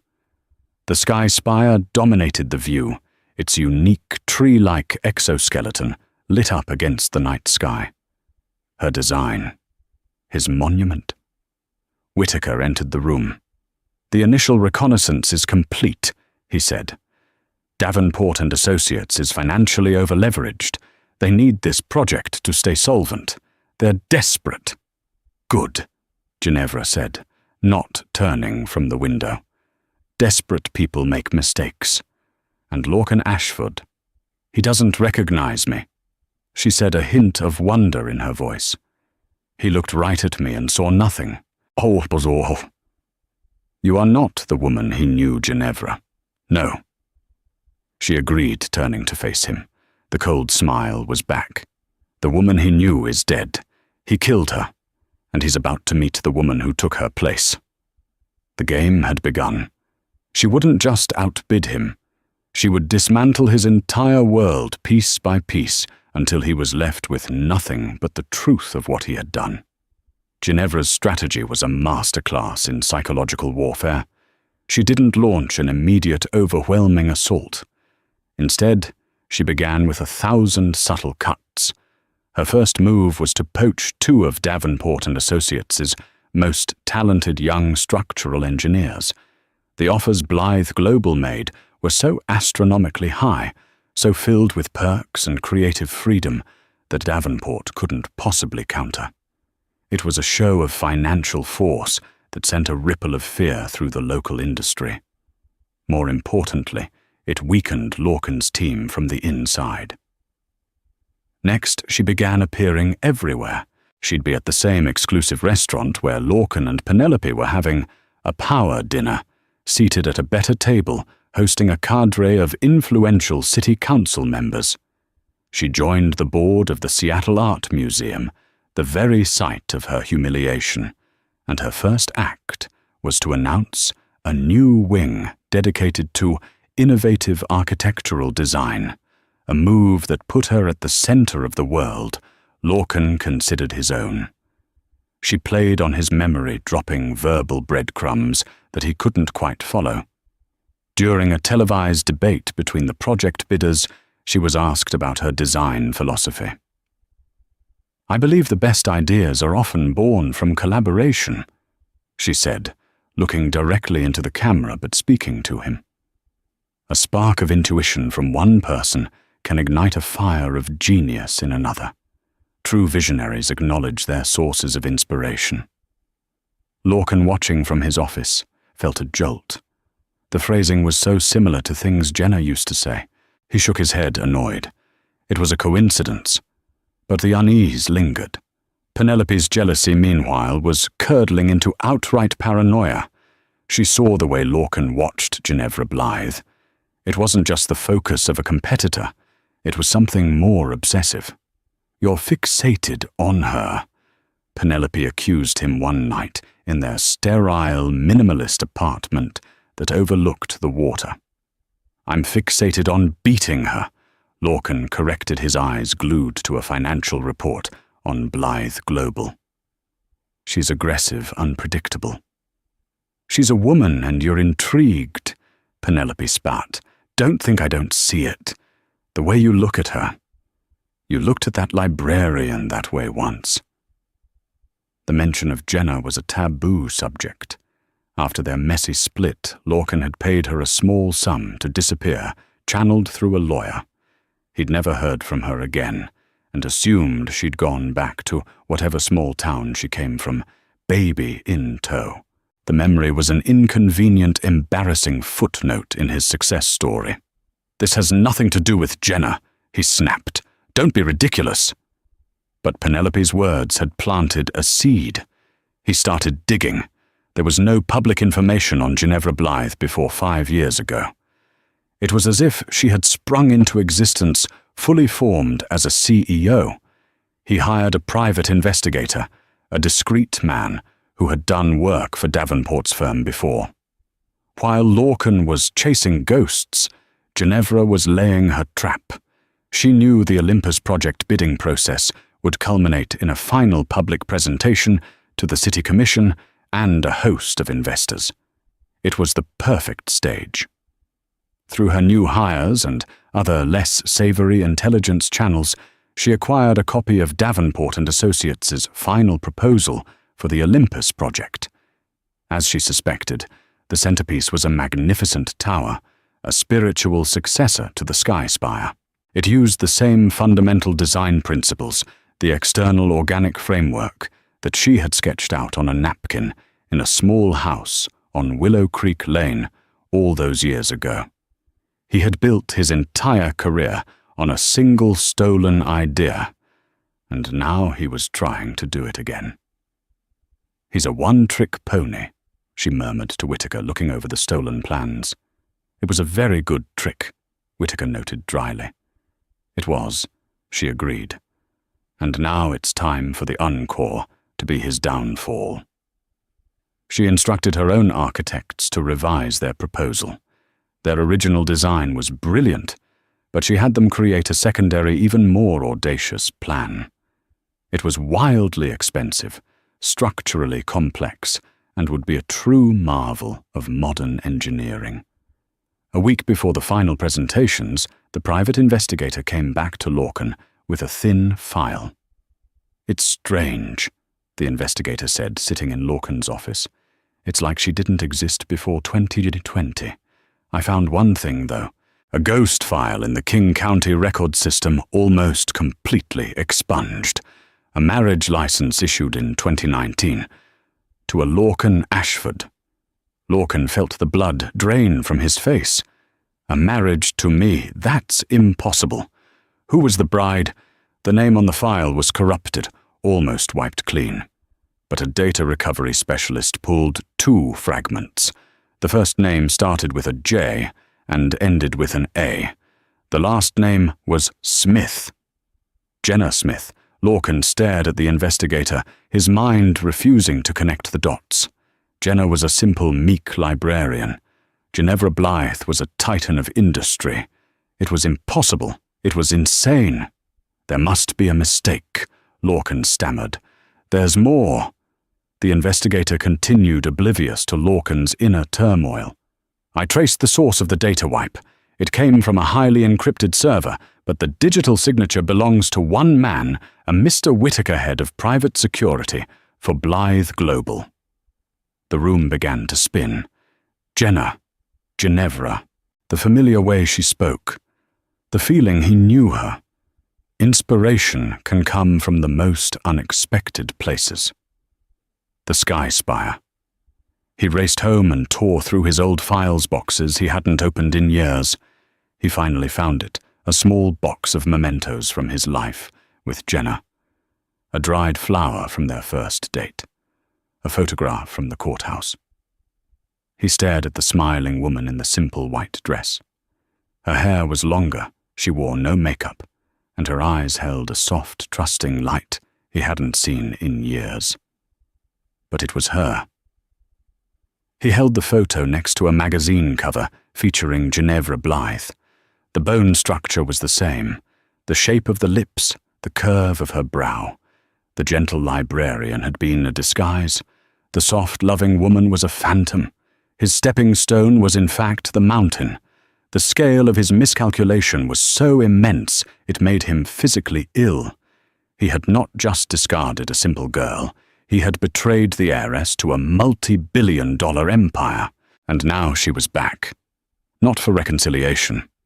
Not for revenge in any simple sense. She was back to strip him of everything he had built on her lie. And then a more terrifying thought hit him. The baby. Jenna had been pregnant, which meant Ginevra Blythe had a 5-year-old son. His son. He suddenly saw his path. It wasn't about the Olympus project anymore. A child. A son was leverage. A son was a connection, a way back in a way to survive. A cold, desperate hope filled him. He could still win this. The day of the final presentation was grey and overcast, the Seattle sky threatening a storm that matched the tempest brewing inside the City Hall auditorium. The room was packed with the city's most powerful figures, politicians, investors, journalists, and industry leaders. The atmosphere was electric with anticipation. This was the final showdown for the soul of the city's future. Davenport and Associates presented first. Lorcan took the stage, his composure a carefully constructed mask. He was pale beneath his tan, but he projected an air of confident mastery. He spoke eloquently, his voice resonating through the auditorium as he unveiled their grand vision, culminating in a stunning 3D render of the new tower, a graceful spiraling structure that was undeniably beautiful. It was met with a wave of impressed applause. As he concluded, his eyes found Ginevra in the front row. He gave her a small, almost imperceptible nod, a secret acknowledgement. "I know." Then it was Ginevra's turn.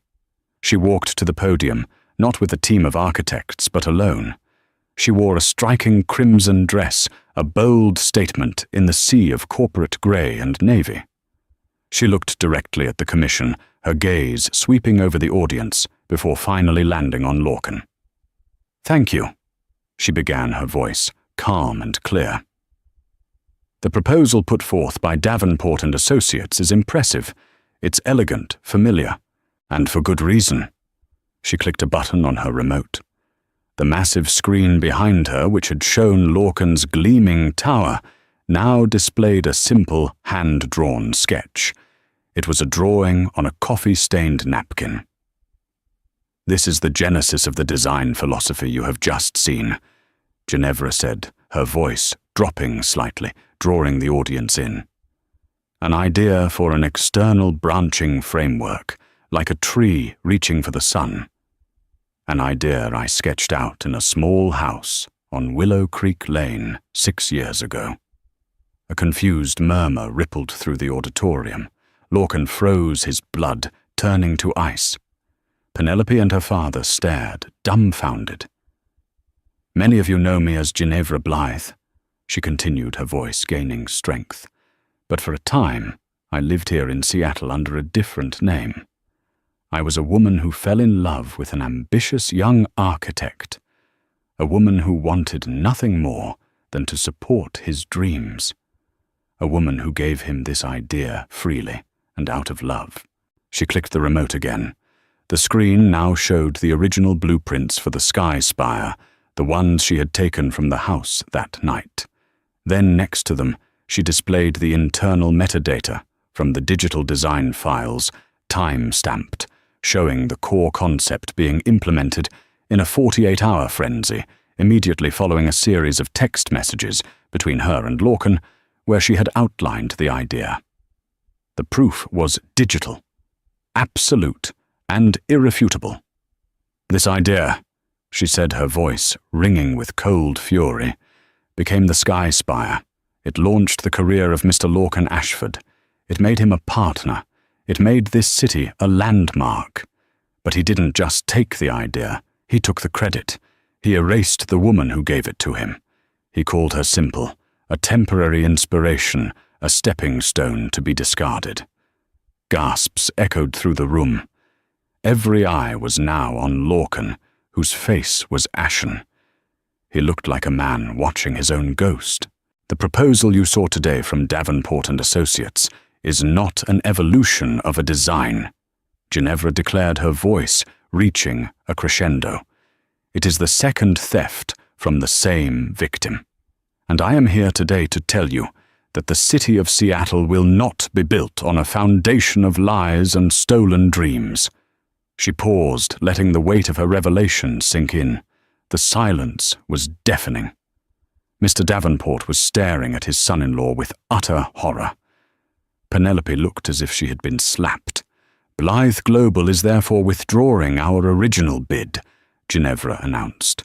The room gasped again. "Because we can do better." She clicked the remote one last time. The screen exploded with a design so futuristic, so bold, it seemed to defy physics.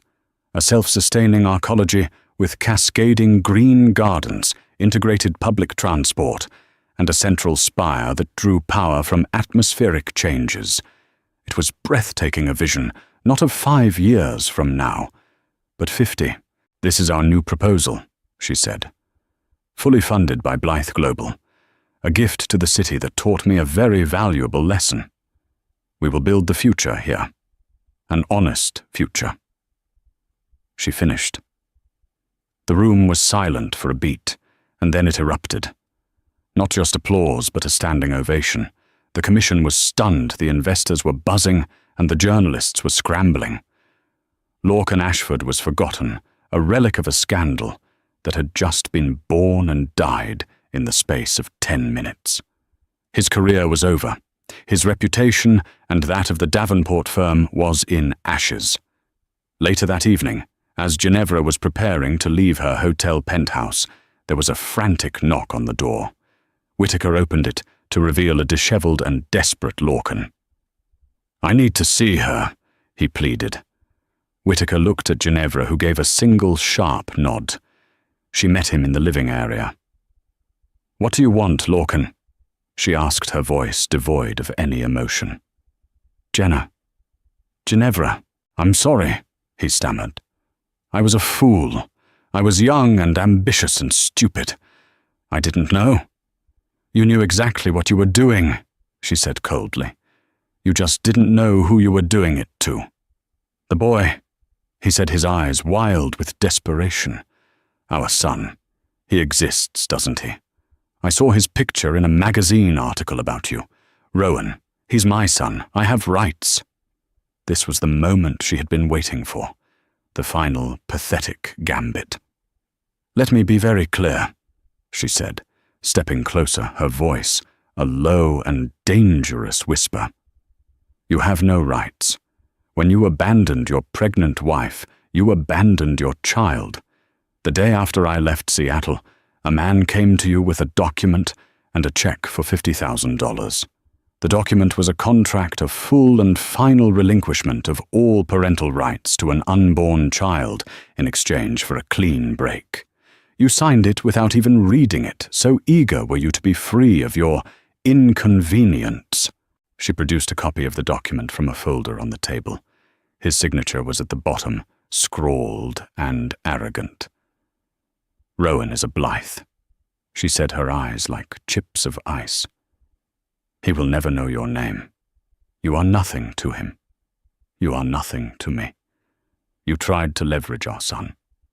You tried to use the only pure thing that came from our time together as a bargaining chip to save yourself. There is no depth you will not sink to. He stared at the paper, then at her, his last hope crumbling into dust. He was utterly and completely beaten. Now get out, she commanded. Get out of my hotel, get out of my city, and get out of my life. If I ever see or hear from you again, I will use the full weight of my resources to ensure that the word Ashford becomes synonymous with failure in every language on this planet. Lorcan stumbled backward, turned and fled. Ginevra watched him go, feeling not triumph, not joy, but a quiet, clean emptiness. The final ghost had been exorcised. The debt was paid.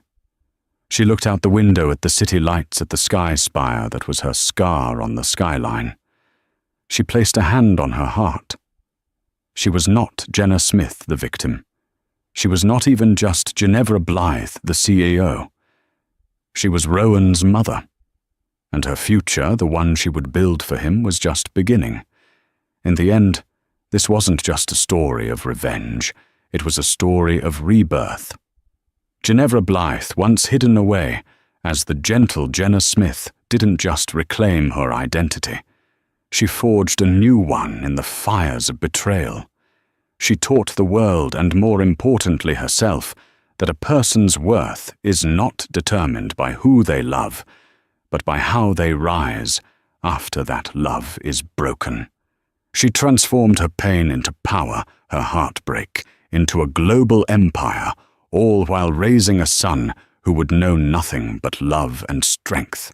Her journey is a powerful reminder that the deepest betrayals can sometimes lead to our greatest triumphs, and that the best victory is not in destroying an enemy, but in building a life so magnificent that they become completely irrelevant. What do you think she should do next? If this story moved you, please hit that like button, share it with someone who needs to hear about the power of resilience, and subscribe to our channel for more real-life stories of overcoming the impossible. Your support helps us bring these incredible journeys to light.